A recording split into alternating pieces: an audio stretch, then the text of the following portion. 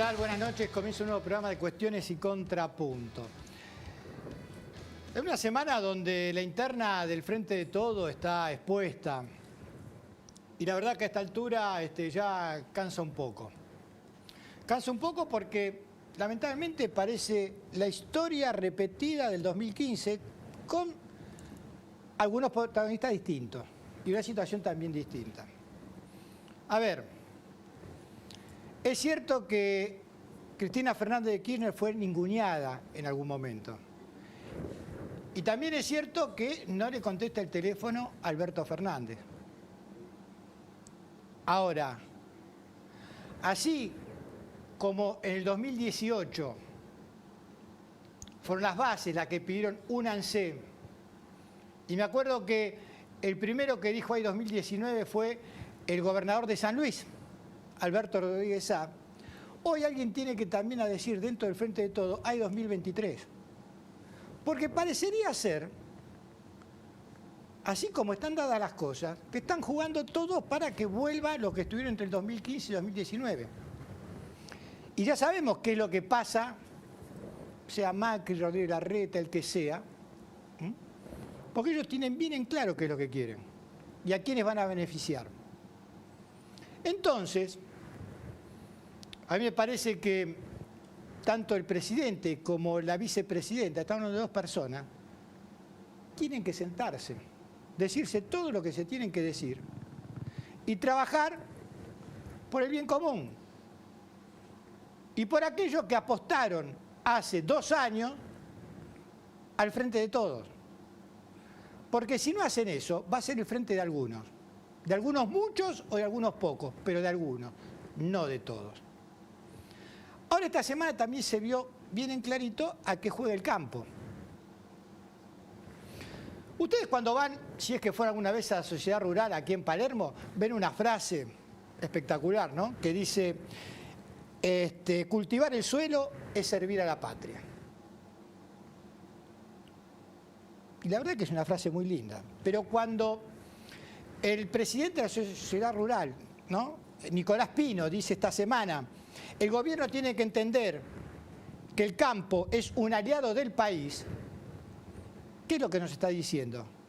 Ellos no viven en Argentina, viven en Campolandia. Entonces Campolandia decide ser aliado del país, en este caso de Argentina, o no serlo. Y por eso vemos que salen las rutas, salen sí con banderas argentinas. Entonces yo les pedía que salgan la ruta con la bandera de Campolandia. Porque son argentinos cuando les conviene. Y cuando agitar banderitas queda muy bien. Pero ¿sabe lo que pasa? El campo es de todos, pero las ganancias son nuestras. Y las pérdidas son de ustedes. Entonces así no es la cuestión. Por otro lado, para que quede bien en claro, el gobierno no le saca nada a los productores.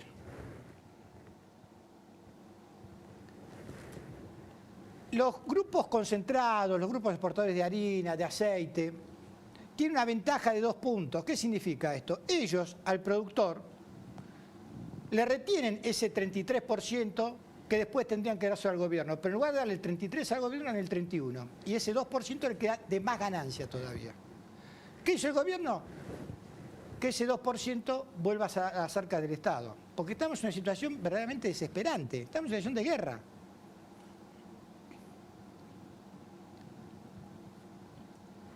Y por ese 2% que son entre 400 y 500 millones de dólares, de esas 7 empresas exportadoras, no de los productores, salimos a la ruta.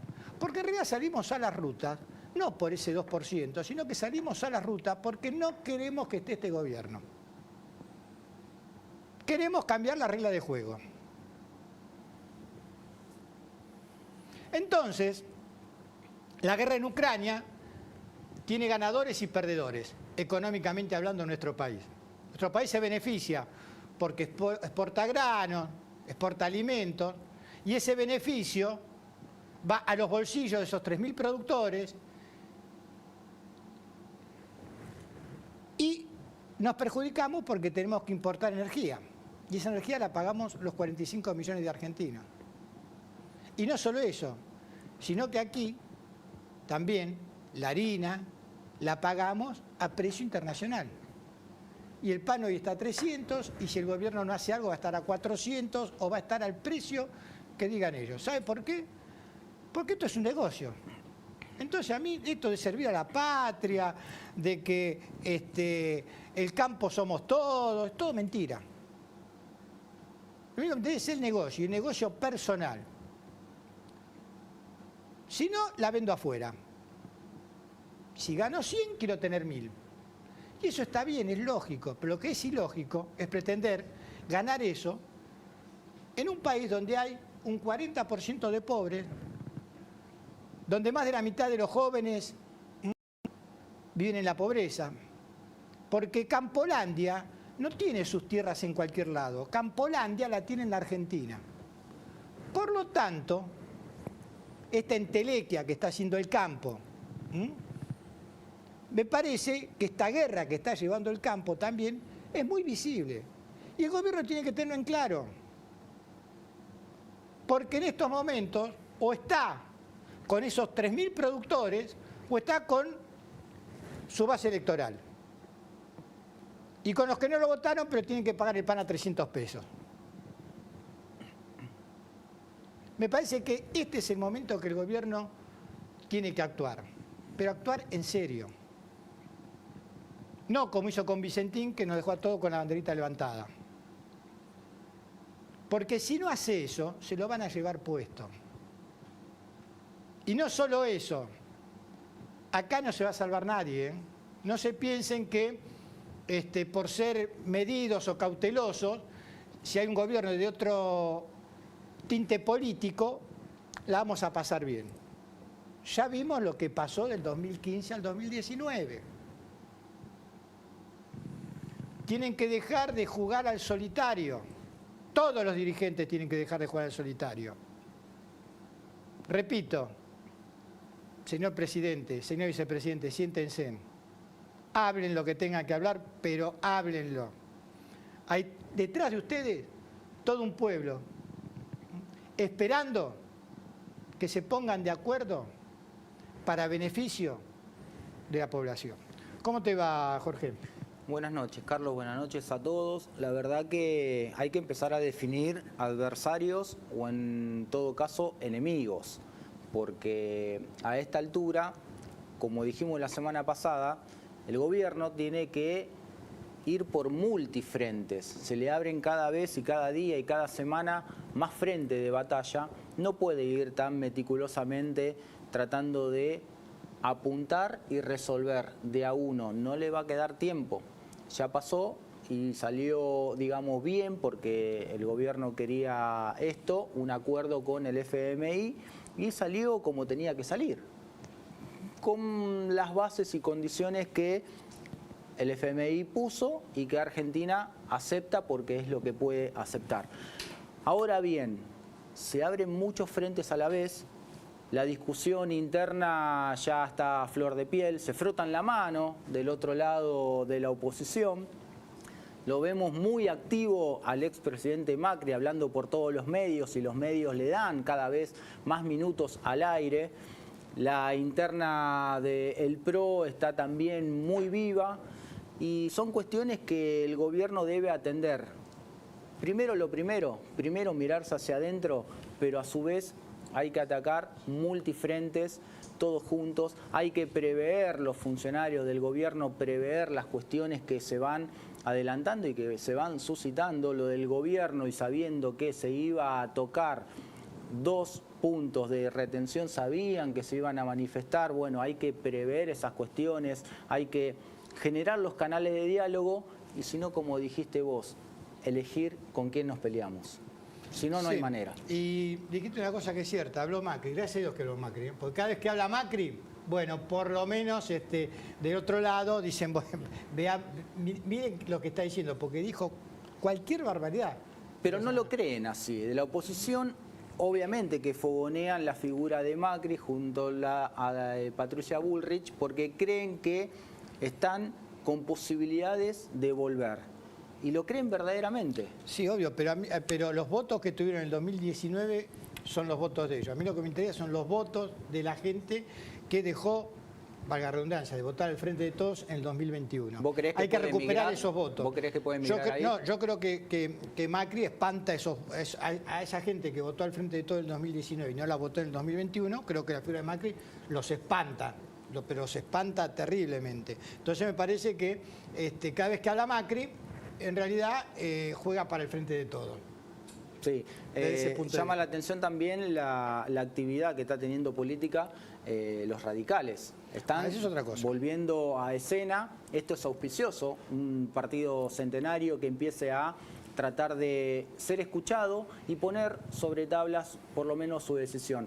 Hacia adentro sabemos que el PRO no le gusta, el ninguneo es lo de ellos, pero bueno, esa es una batalla que el radicalismo va a tener que dar. Sí, le pone un condimento más también a la política. Porque también nosotros hablamos de la interna del Frente de Todos y no de la interna de Cambiemos. Pero ¿qué pasa? Que el que gobierna es el Frente de Todos. Entonces la verdad que la interna que más nos debe importar, porque es la que gobierna, es la del Frente de Todos.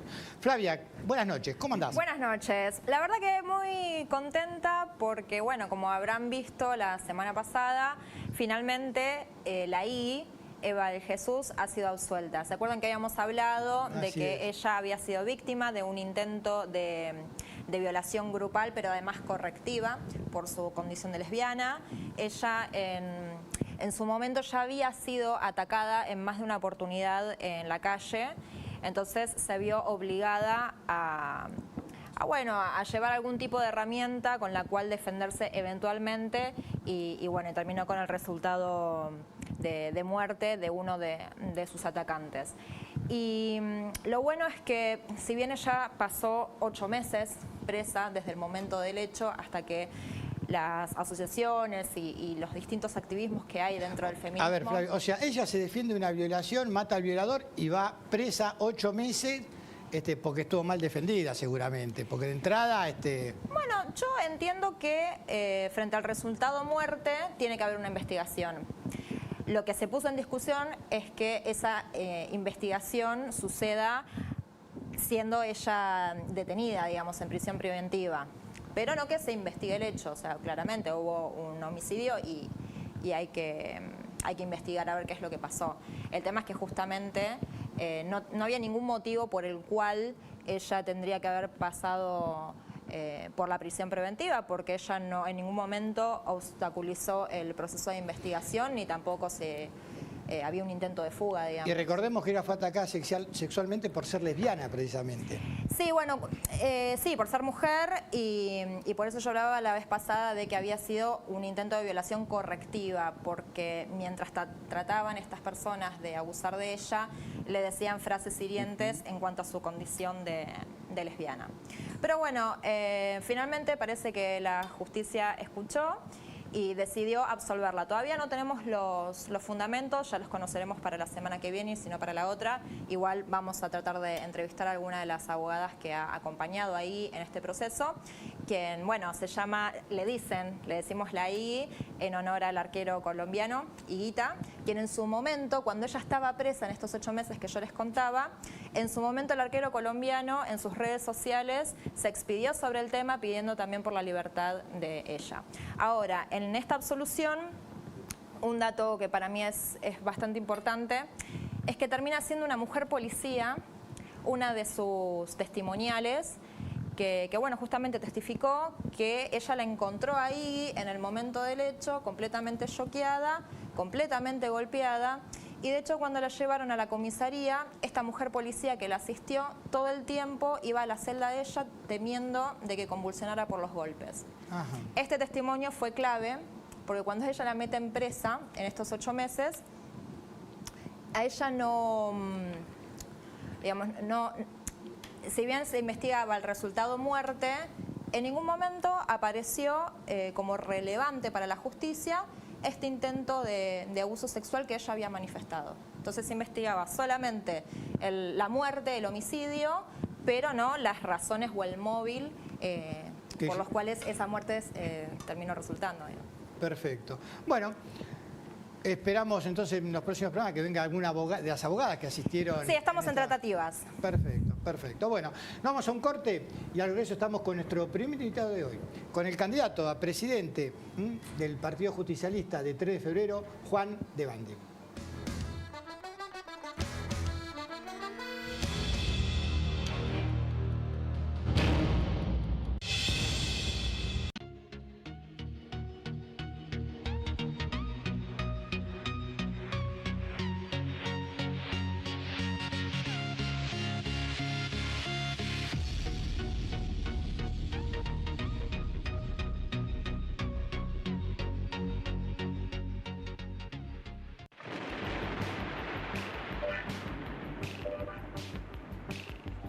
El auto que estás buscando está en Juan Manuel Automotores.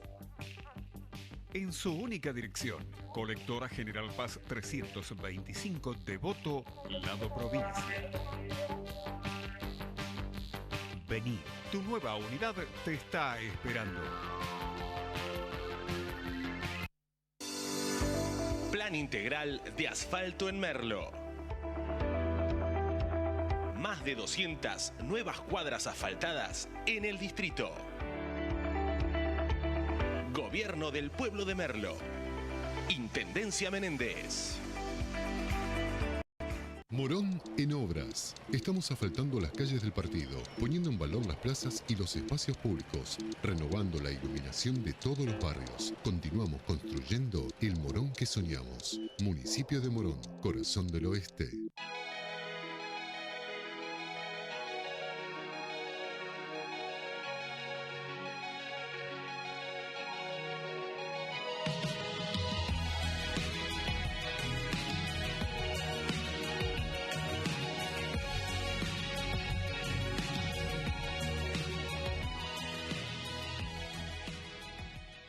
Te presentamos Doctor Osdepim, un servicio de nuestra obra social, por el cual podés comunicarte con un médico a través de videollamadas las 24 horas del día, los 7 días a la semana. Baja la aplicación y sumate a la telemedicina a través de tu consulta médica online, sin salir de tu casa. Osdepim, te estamos cuidando.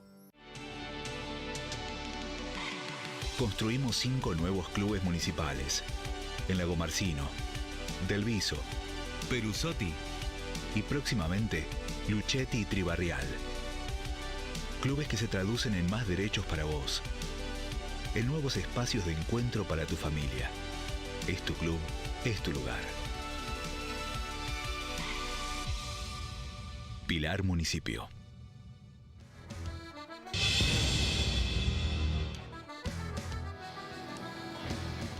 Y continuamos aquí en Cuestiones y Contrapunto y estamos con nuestro primer invitado de hoy, con el candidato a presidente del Partido Justicialista de 3 de febrero, Juan de Bandi. Juan, gracias por haber venido. A ustedes por invitarme, Carlos. Bueno, tramo final, porque se vota el domingo. ¿Qué expectativa tenés? La expectativa de ganar, por supuesto, porque creemos que hemos hecho las cosas muy bien y además porque la lista 4, que es la lista de peronismo de todos, que me tiene a mí como candidato a presidente del partido, pero que en realidad es un colectivo de muchos compañeros y compañeras, como nos denominamos los peronistas y las peronistas, tiene una representatividad en el territorio importante y busca además a través del triunfo construir mayor legitimidad y transformar la realidad, como nos gusta decir a nosotros. Así que ese es el objetivo principal. ¿Cuánta gente está habilitada en 3 de febrero para ir a votar el domingo? El padrón tiene más de 18.000 afiliados y afiliadas. ¿Alguna vez, Juan, se va a trabajar en el padrón de tal manera que refleje más la realidad? Porque aparece por ahí alguna gente que está muerta desde hace muchos años y es evidente que al ser un padrón partidario también hay gente que eso es inevitable, ¿no? Gente que se ha mudado, que ya no está en el distrito, que ya no vive más acá, pero ¿cuánta gente creen ustedes que va a votar? Mira, exactamente cuánta. Nosotros esperamos que la interna sea muy movilizadora de los afiliados y las afiliadas. El termómetro que nos da la recorrida de la campaña, que ha sido una campaña corta y muy vertiginosa, nos indica que hay una importante voluntad de participación. Obviamente que el padrón, que es un padrón que otorga la justicia electoral, es un padrón que siempre hay que actualizar y además estas cuestiones vinculadas con quienes figuran en el padrón y por ahí ya no están entre nosotros, digamos, son cuestiones que se observan en función de la justicia, digamos, ni siquiera de la Junta Electoral partidaria, digamos. Entonces, el desafío es que el peronismo se movilice, porque entiendo que el desafío de esta interna partidaria busca fortalecer al peronismo en el marco del Frente de Todos, al Partido Justicialista de 3 de febrero en el marco del Frente de Todos local, y que eso nos permita construir mayor representatividad.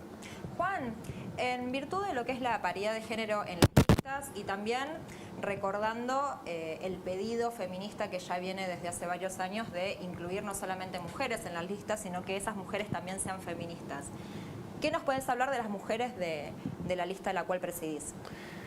Mira, la verdad es que es un orgullo para esta lista la integración de las mujeres, las compañeras que son parte de la lista, tanto Liz Díaz, que es candidata a vicepresidenta del partido, como Ana Luz Valor, que es candidata a primer congresal provincial del partido, pero pasando por Cristina Heredia, que también está en el Congreso, Cristina Bucci, que es candidata a secretaria de la mujer, son compañeras que dan testimonio permanente de la lucha por el feminismo como movimiento que busque definitivamente la igualdad y que encuentre la igualdad en nuestra sociedad.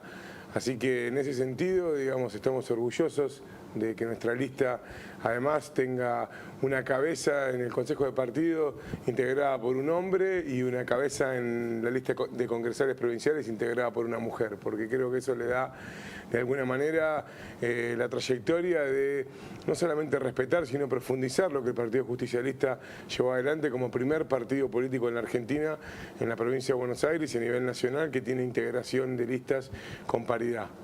Es interesante lo que acaba de destacar porque no es menor que se haya ingresado y encabezado dos personas de diferentes sexos, porque eso es hacia la legitimidad y a lo que se viene.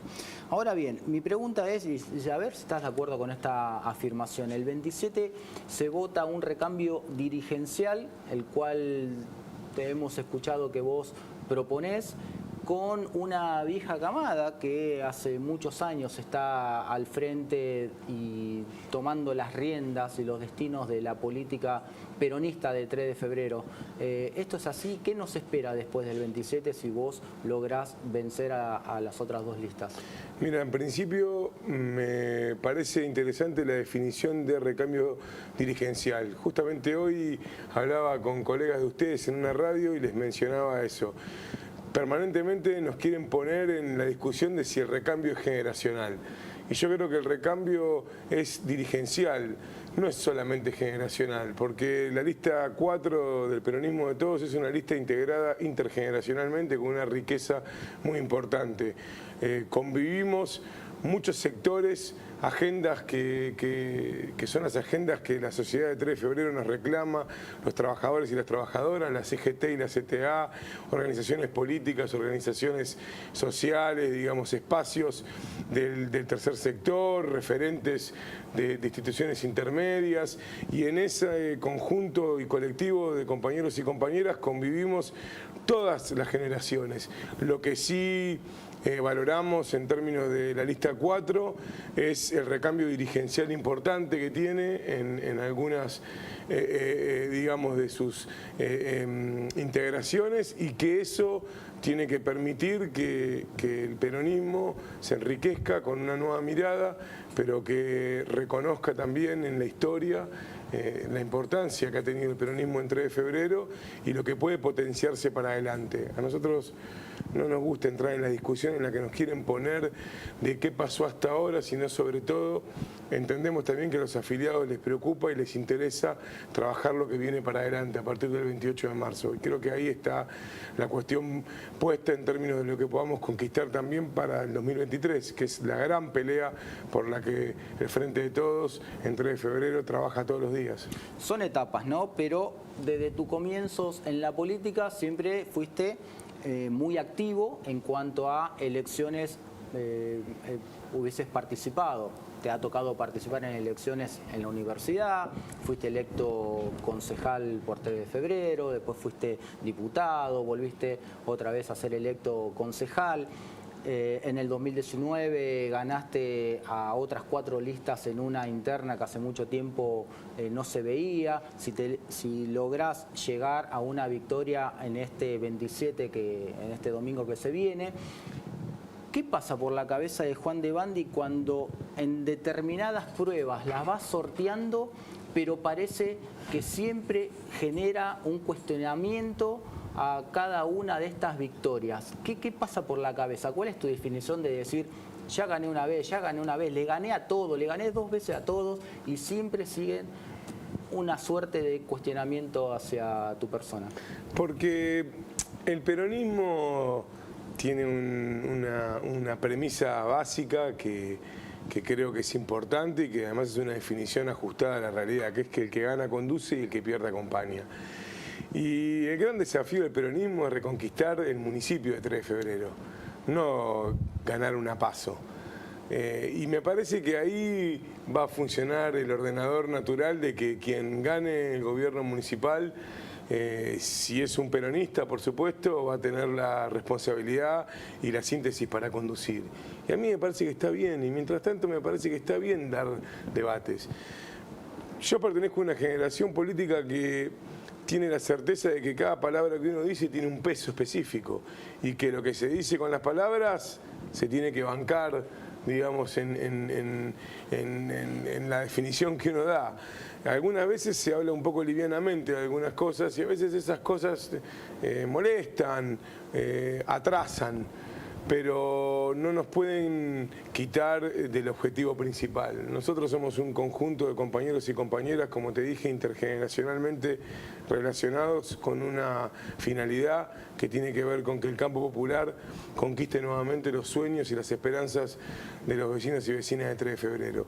Y cuando hablo del campo popular, que a veces es una definición que parece poco amigable para la sociedad que mira este programa, hablo de un conjunto de personas que no solamente están integradas por el peronismo, están integradas por un montón de sectores que sí lo que tienen claro es que quieren que los números cierren con la gente adentro. Y esa es una definición contundente. Y gobernar se gobierna para la sociedad. El Partido Justicialista tiene la posibilidad de convertirse a partir del 28 de marzo en una usina de formación de cuadros, de profundo debate y de discusión de la agenda de la actualidad que nos propone la sociedad. Y está llamado a ocupar un rol de máximo protagonismo en la construcción del Frente de Todos. Nuestra tarea está puesta en eso, digamos, y en convocar a todos los sectores.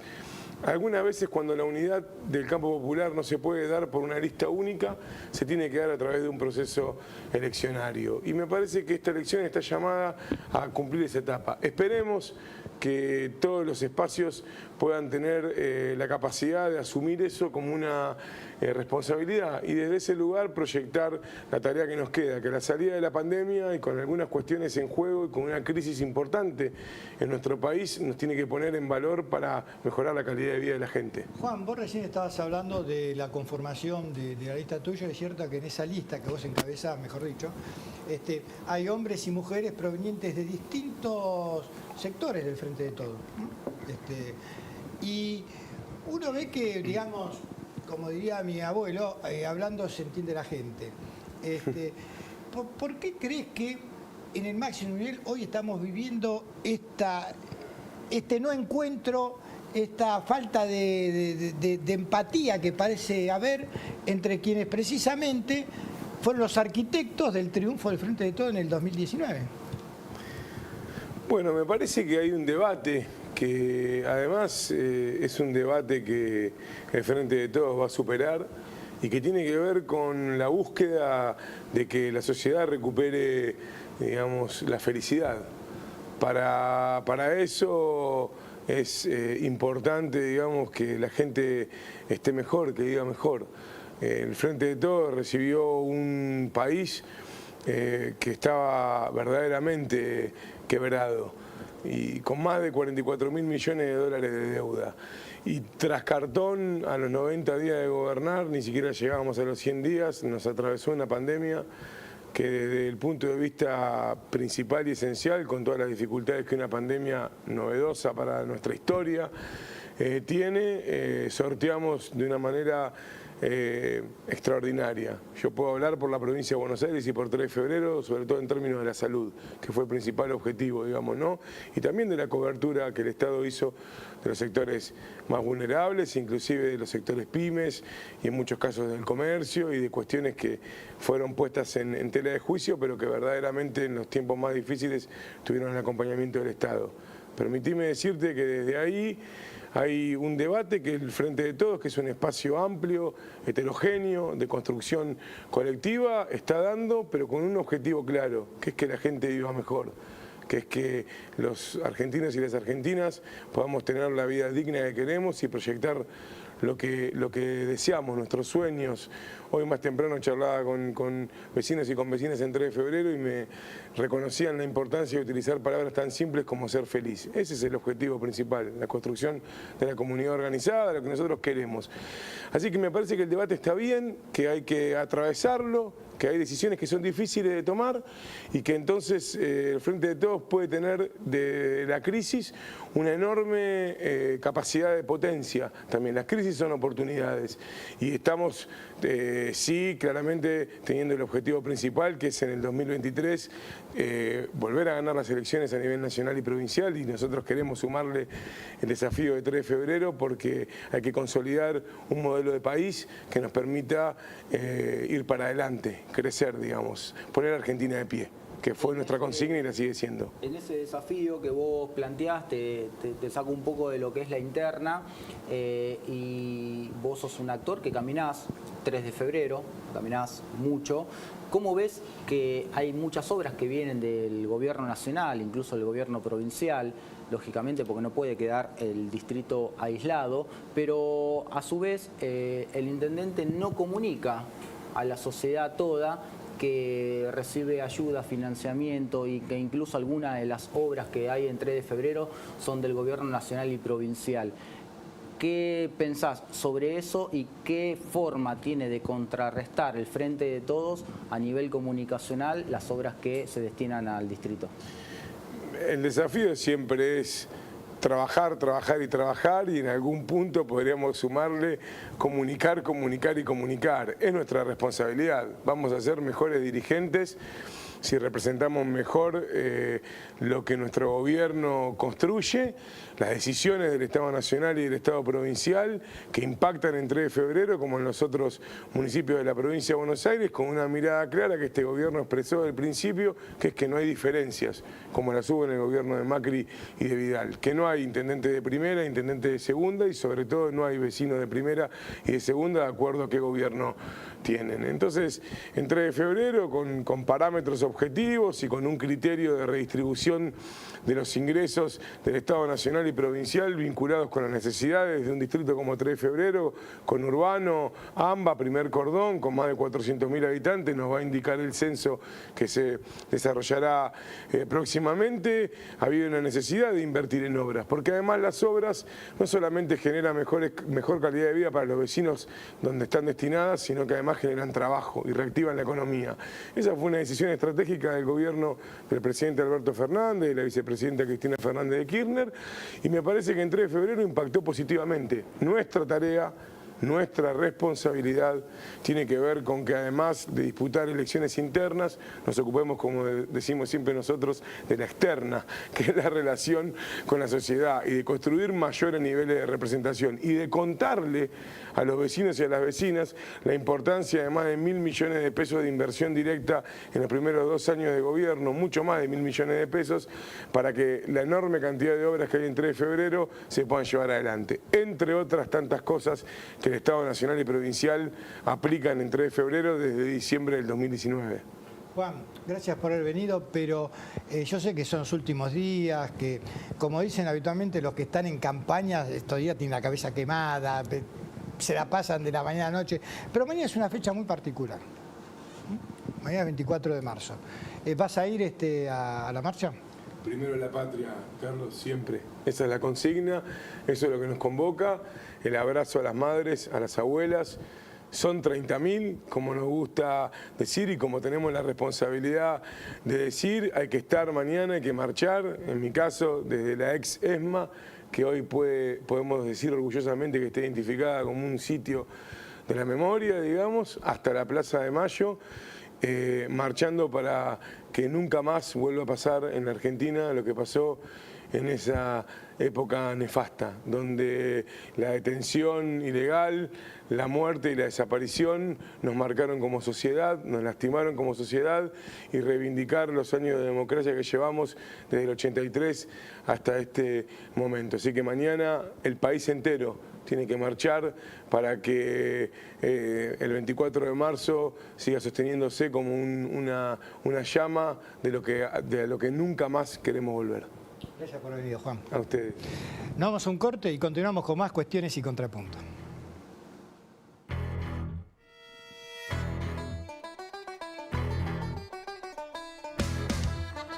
Medicina a través de tu consulta médica online. OSDEPIM, te estamos cuidando.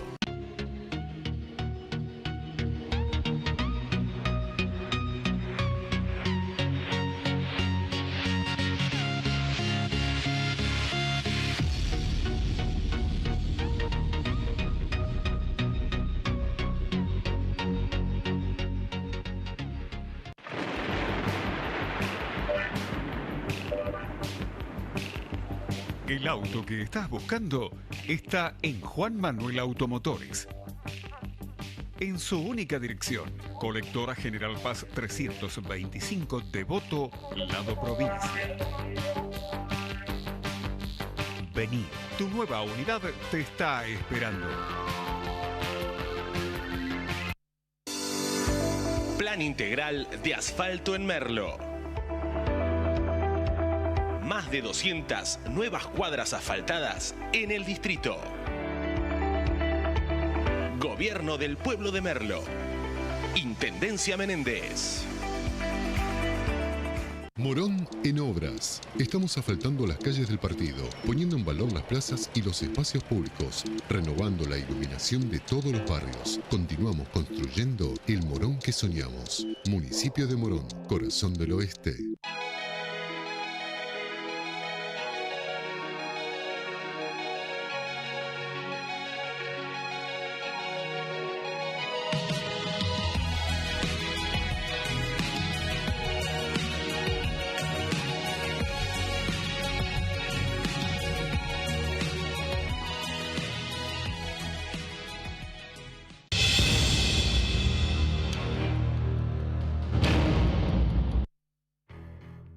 Aquí en Cuestiones y Contrapuntos, y antes de ir a nuestro segundo invitado, a Marcelo Koenig, nos vamos en nuestra recorrida habitual que hacemos por los municipios del conurbano a Pilar.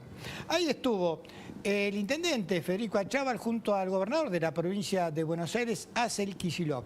Y esta es la nota.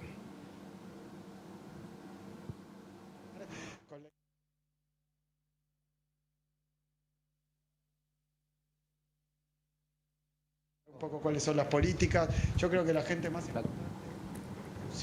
de lo que son las políticas públicas son los mismos empresarios. Lo que nosotros creemos es que esta articulación que venimos haciendo con Guillermo Mereida a nivel nacional, con Augusto Costa a nivel provincial, lo que nos plantea es la posibilidad de brindarle herramientas a las pymes, a las micropymes, a las industrias y empresas de Pilar, de herramientas de financiamiento productivas que lo que van a hacer es potenciar el entramado productivo de Pilar. Por primera vez en mucho tiempo en la provincia de Buenos Aires hay diferentes herramientas para acompañar a los sectores productivos. Y para que se conozcan tenemos que estar permanentemente trabajando con los municipios, con el sector privado, en este tipo de encuentro de articulación, donde también es importante que las herramientas de Nación lleguen a los municipios. Y hoy esta respuesta que hemos encontrado en Pilar habla de una perspectiva que tenemos para este año de consolidar el crecimiento y de que el Estado esté presente con todas las herramientas. Trajimos también un anuncio importante del Fondo de Garantía de la provincia junto con el Fondo de Garantía de Nación, que nos permite que para las pymes, las pequeñas empresas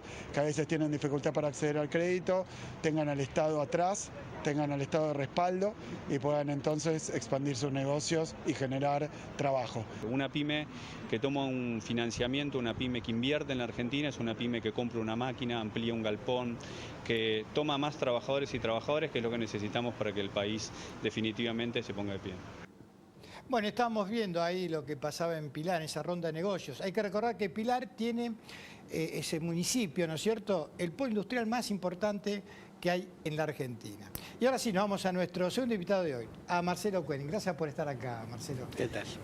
Mañana es una fecha, ¿se puede decir hay un antes y un después en la historia argentina después del 24 de marzo del 76? Uno podría decir que sí, pero yo prefiero poner los puntos de inflexión más en las fechas positivas que en las fechas negativas, pero sin duda que esa dictadura cívico-militar, genocida, sin duda que marcó a fuego la sociedad argentina. No, es difícil decir que ese miedo que instaló en la sangre de los argentinos y las argentinas a partir del secuestro, la desaparición, el encarcelamiento, la tortura, van a pasar varias generaciones antes que no terminemos de sacudir todas las consecuencias, y digo nada más que las consecuencias, si se quiere, menos económicas, porque también de las consecuencias económicas de la dictadura hay un largo plazo en donde pervivió más allá de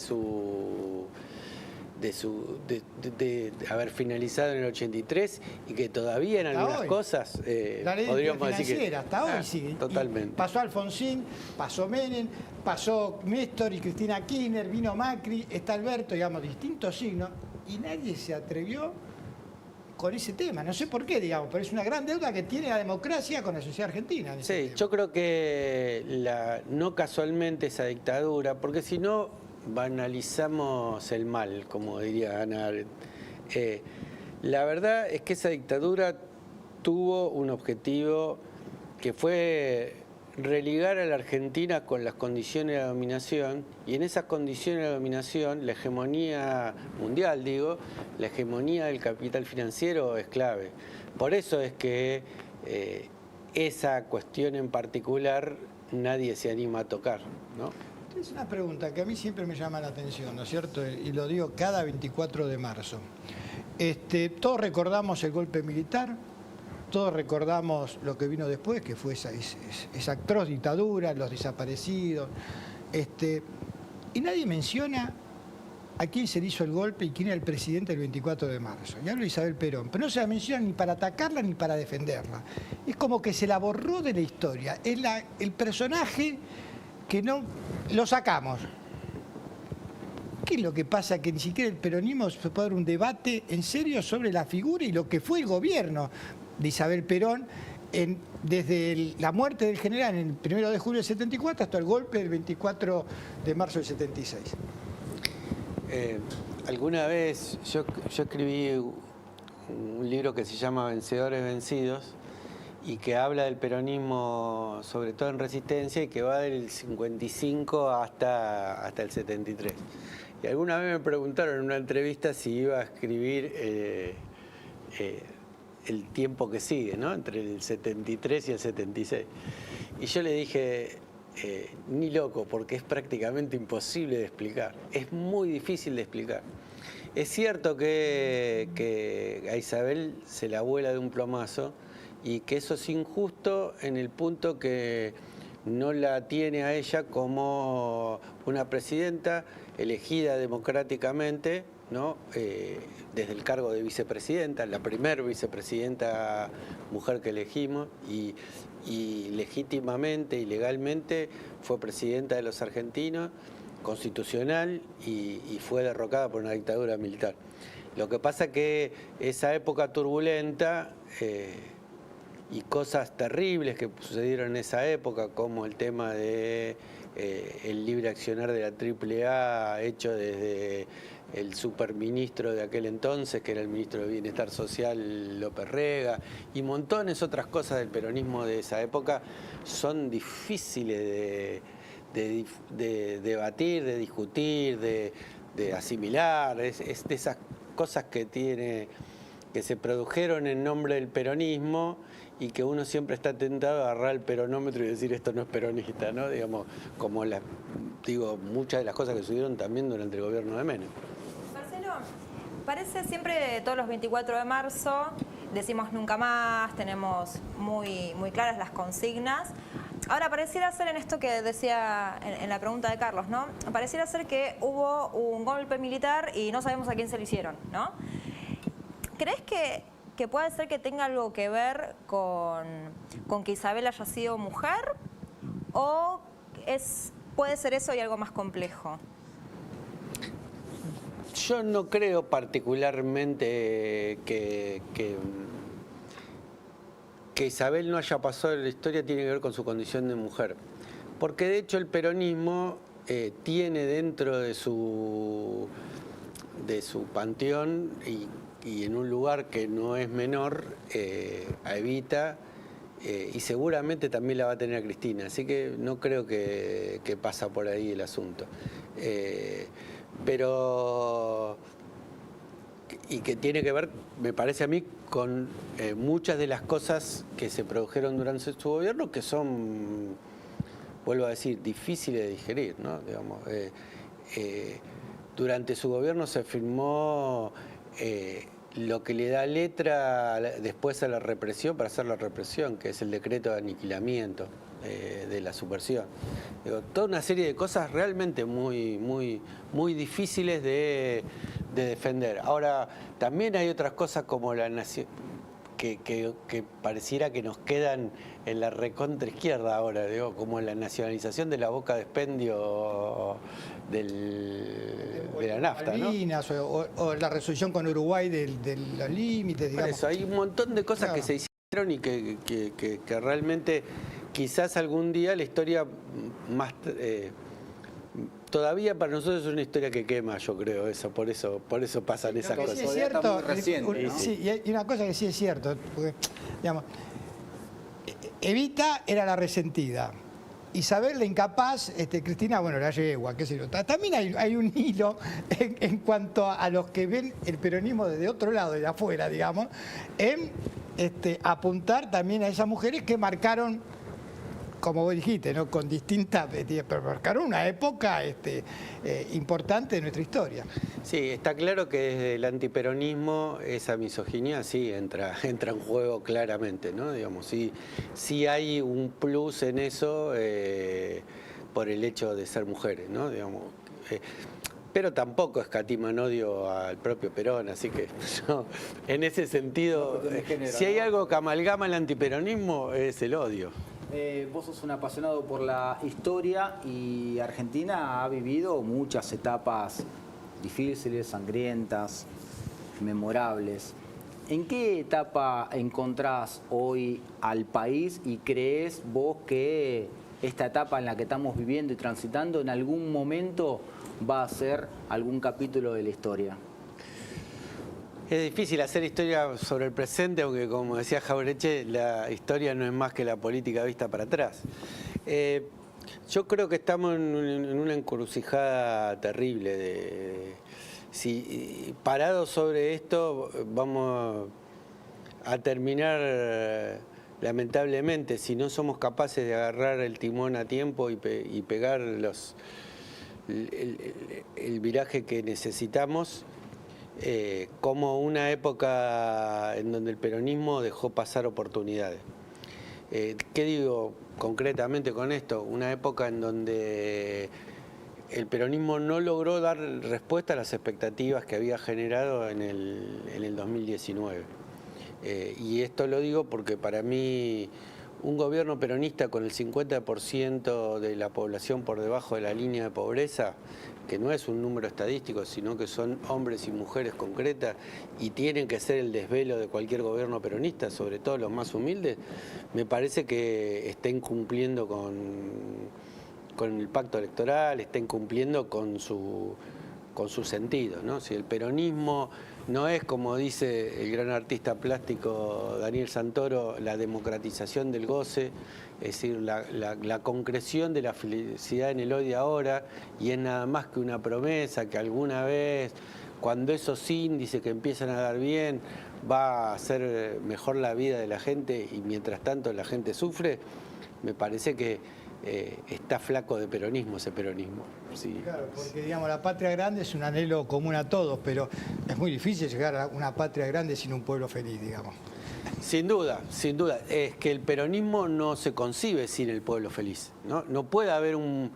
el peronismo no es crecimiento de la macroeconomía. Si los números no se sienten en la víscera más sensible, como decía el general, que es el bolsillo, si los hombres y mujeres tienen la vergüenza de tener que ir a darle de comer a sus hijos en los comedores, y eso realmente es algo que sigue sucediendo en la Argentina de hoy, si gobernar no es crear trabajo, y entonces uno dice, bueno, ¿qué estamos haciendo?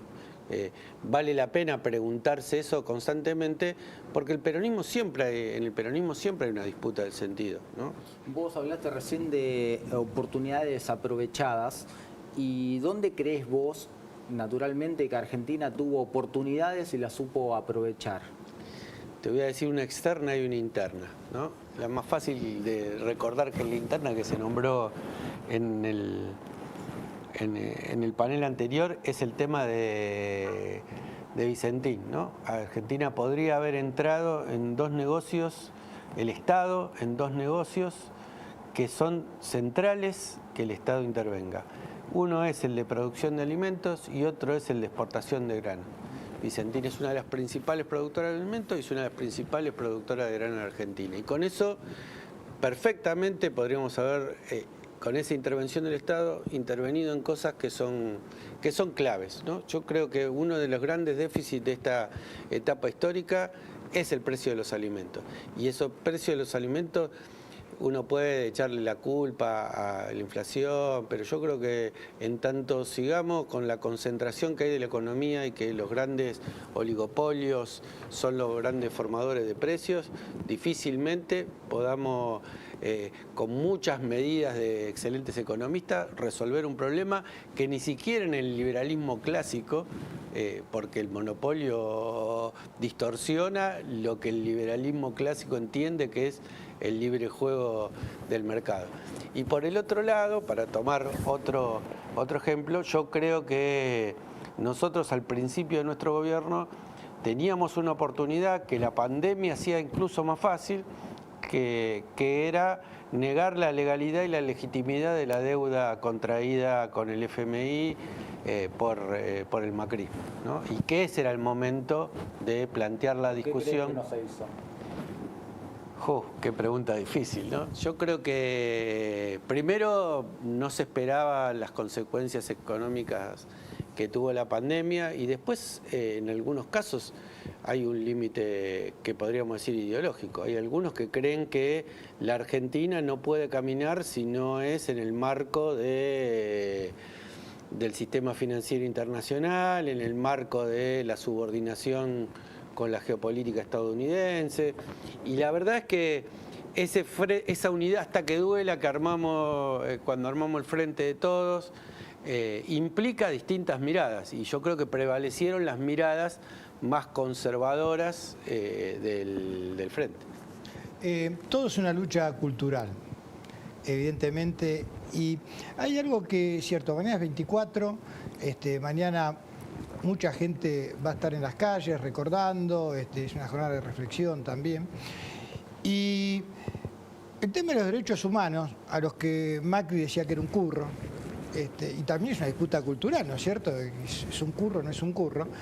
Yo recuerdo que una de las pocas derrotas que tuvo el gobierno anterior, el que tuvo entre el 2015 y el 2019, fue cuando la Corte Suprema dictó el 2x1, y más allá de las organizaciones, hubo una manifestación impresionante que hizo retroceder nada menos que a la Corte Suprema en una dirección totalmente contraria a lo que había hecho.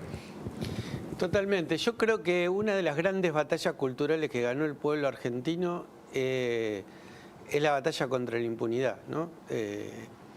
Y esto uno a veces lo naturaliza, pero es único en el mundo.